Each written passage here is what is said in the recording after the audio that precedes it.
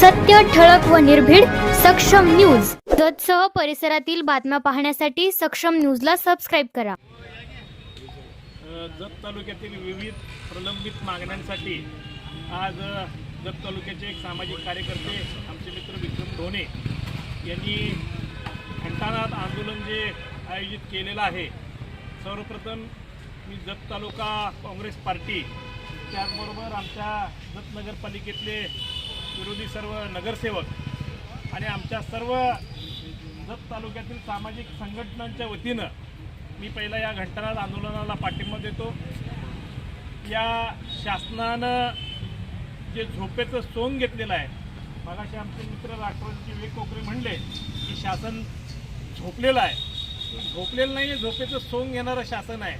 आज तालुक्यातले विविध प्रश्न प्रलंबित आहेत, परंतु या प्रश्नांचं या राज्यकर्त्यांना सत्ताधाऱ्यांना काय घेणं देणं नाही आहे, त्या प्रशासनाला काय घेणं देणं नाही आहे।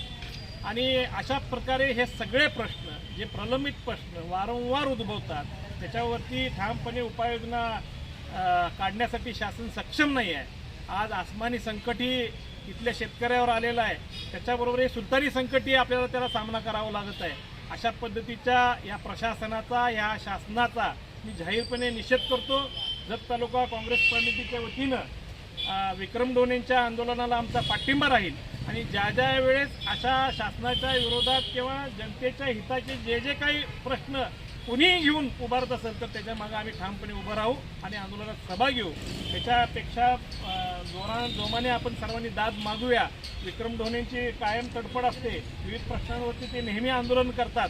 अशाच पद्धतीचं आजचे घंटानाद आंदोलनाचं शासनाने दखल घ्यावी आणि ताबडतोब त्यांच्या सर्व प्रलंबित मागण्यांचा पाठपुराव्यासाठी प्रयत्न करावा असं मी सांगतो।